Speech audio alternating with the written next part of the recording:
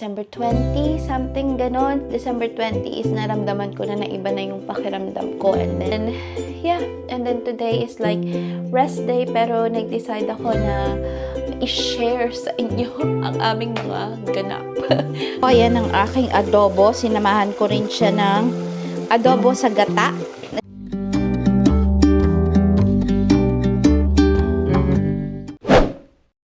So, ayan mga kamisis. Ngayon na lang ulit tayo nakapag-vlog. Today is December 26. At unfortunately, wala tayong Christmas vlog mga kamisis. Dahil nga, ano ba tawag dito? Nahirapan ako mag-vlog kasi parehas kaming may sakit ni Mister. So, parehas kaming inuubo at sinisipon. So, yung sa akin is, siguro mga December 20, something ganon. December 20 is naramdaman ko na iba na yung pakiramdam ko. And then, nagtuloy-tuloy siya. And then, yun, sabi ko, nag-decide ako na hindi na ako magbablog ng December 25 ng Pasko dahil December 25 kasi is wala kaming pasok, 'di ba? Sabi ko naman sa inyo. And then yun, sabi ko hindi na ako makakapag-vlog kasi nga parang it's too much for me kasi yun nga masama yung pakiramdam ko and then magluluto kami, madaming mga happening. So, ni-reserve ko na lang yung Christmas Day sa aming dalawa talaga. Hindi nagva-vlog and everything kasi syempre kailangan mo rin mag-effort pag magva-vlog ka, diba mga kamisis? And then ngayon medyo recover na kami ng very, very light. And then isipan ko na mag-vlog na lang today, December 26, Boxing Day kasi nga pinili ko to na day off kasi ito yung paboritong araw ni Mister na alam mo yung mag-chill-chill lang sa bahay. Hindi kami lalabas ngayon din kasi nga hindi pa din maganda ang pakiramdam namin. Nasa recovering stage pa rin kami.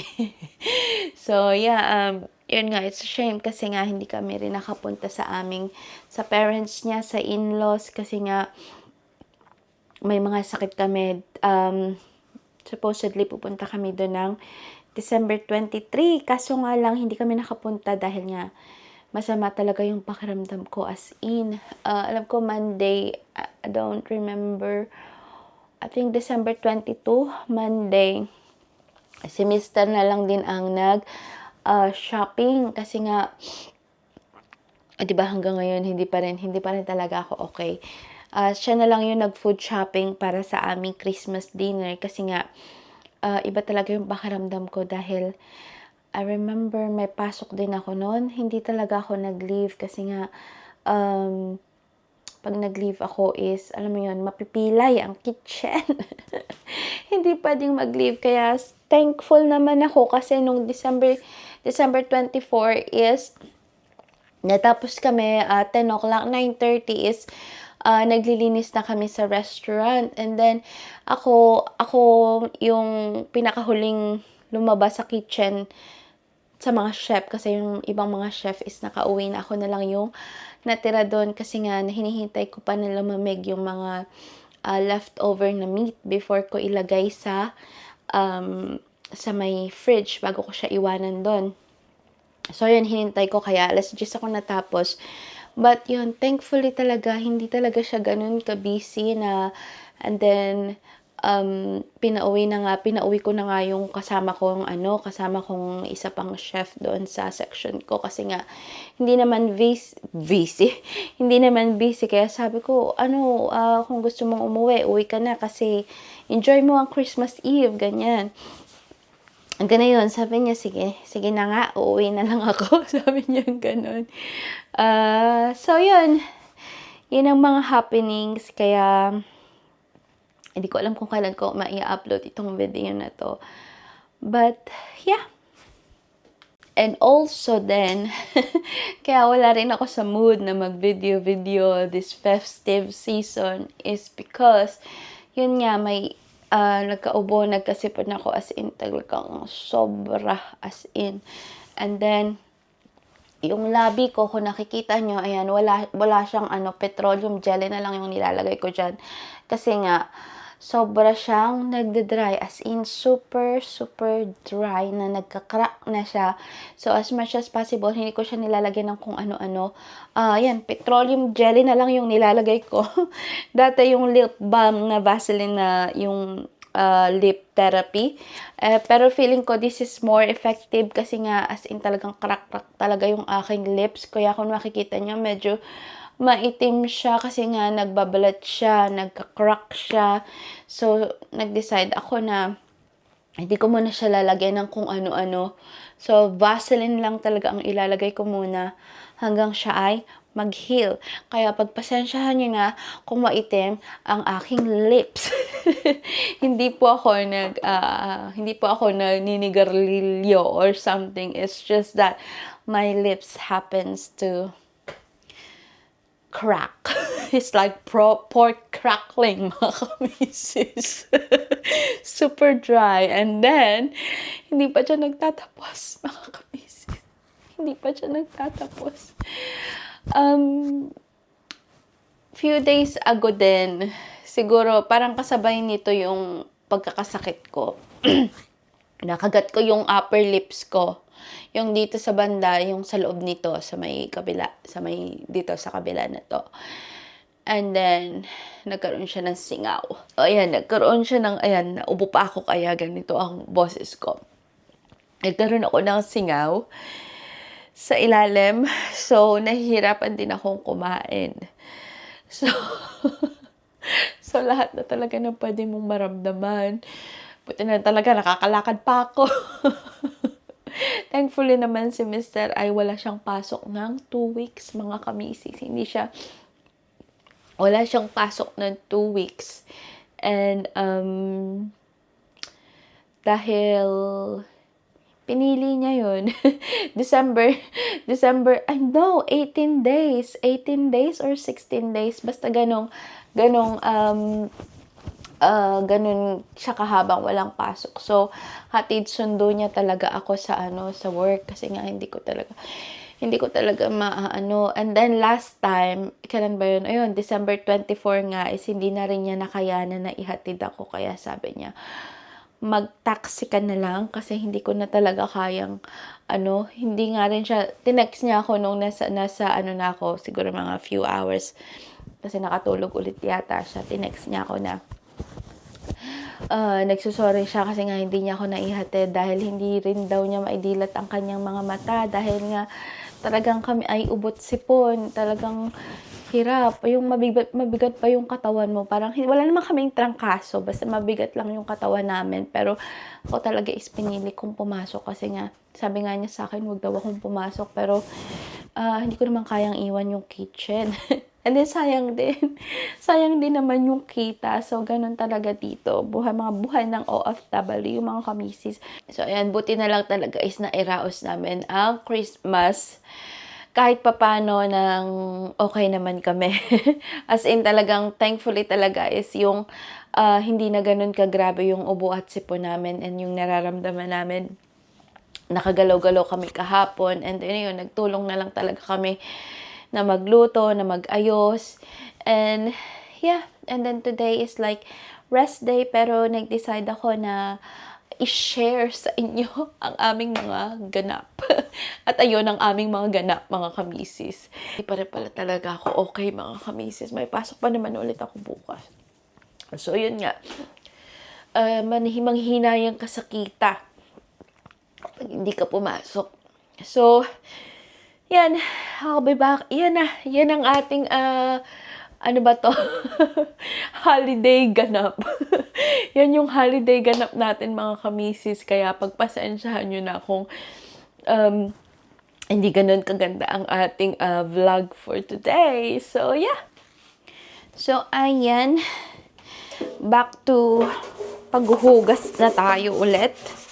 Kailangan kong gumawa-gawa dito sa bahay kasi nga pagka yung nakaupo lang ako is lalo kong mararamdaman ba yung pakiramdam ng may sakit. Kaya kailangan kong move mga kamisis. Ow! So, ayan.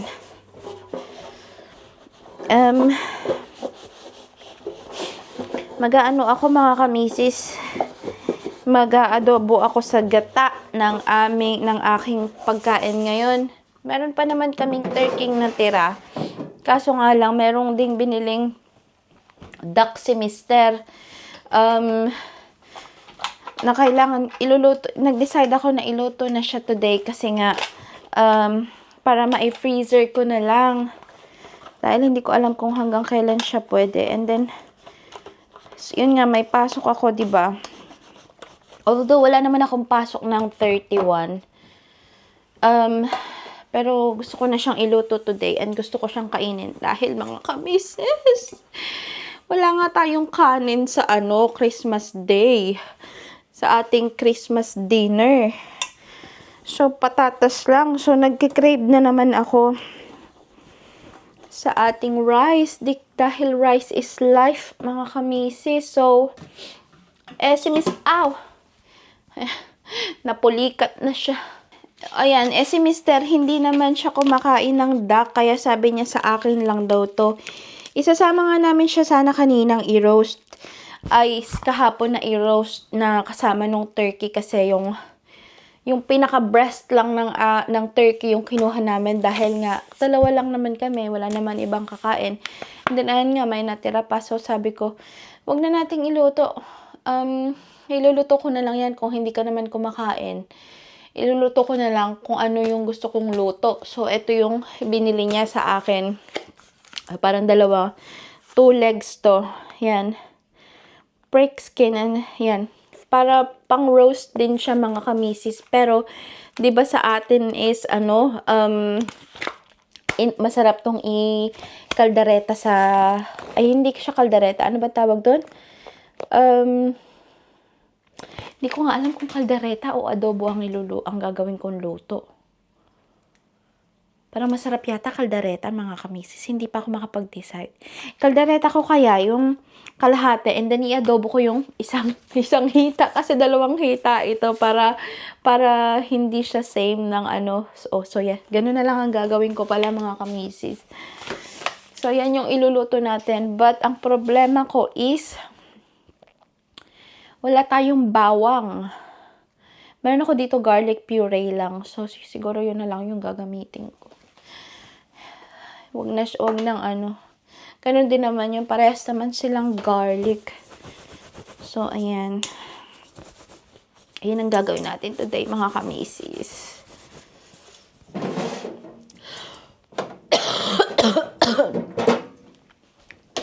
Sayang nga kasi kung okay yung pakiramdam ko today, mga kamisis, lalabas ako. Dahil maraming sale, mga kamisis. Maraming sale. Maraming sale sa mga shop. Kasi it's Boxing Day. Parang tradition na yun ng mga Briton. Teko, is explanation. What is Boxing Day? Boxing Day is a public holiday celebrated on December 26 in the United Kingdom and many British Commonwealth countries, including Australia, Canada, and New Zealand. The holiday has its roots in the feast of Saint Stephen, a day traditionally commemorating the first Christian martyr. To honor the laborers and servants. So, yun. Kaya laging holiday din to. Kaya madaming sale, ang daming mga ganap sa mga shops, mga ganyan. Kahit online, mga kamisis, pero hindi pa ako nagtitingin ng online. Baka tayo ay mabudol. Huwag na muna tayo magpabudol dahil ang dami nating gastos nitong Christmas season, mga kamisis. So, ayan, magluluto ako. Hati-hatiin ko ito. Tingnan natin. So, ayan mga kamisis, nakaluto na ako. Ayan ang aking adobo. Sinamahan ko rin siya ng adobo sa gata. Na sinamahan ko rin siya ng, ano nga ba sinama ko dyan? Patatas at, ano ba tawag dito?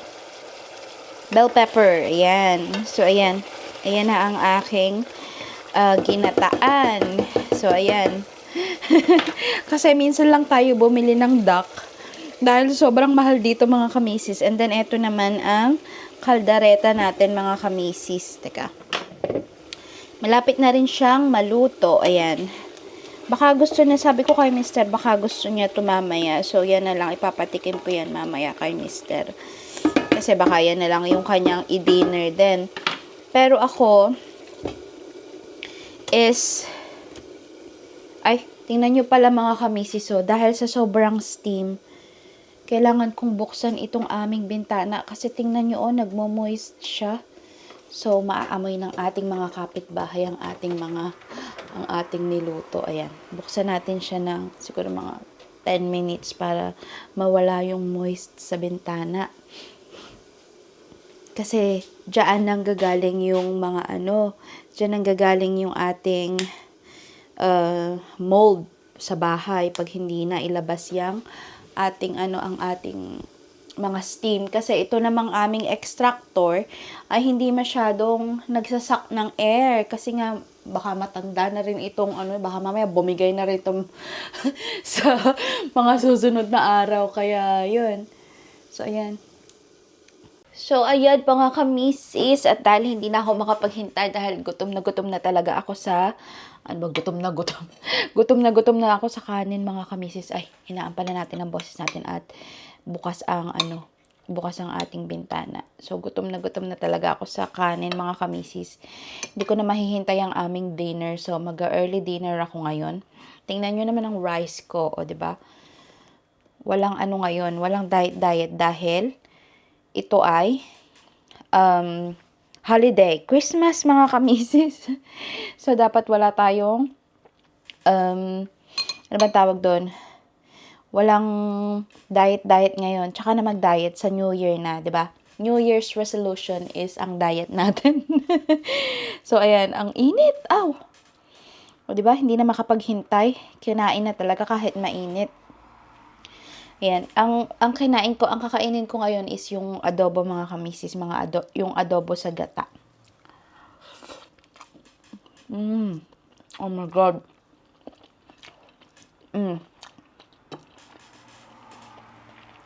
Ang sarap mga kamisis. Perfect. Tayo na hindi nakakain ng rice mga kamisis, kaya miss na miss ko na ang rice. So, ayan. Kumain tayo. Ang init. Kain tayo mga kamisis at ang lambot ng ating karne ng ating bibe. Inano ko kasi to, pressure cooker ko ng 20 minutes para talagang malambot na malambot siya. So, ayan.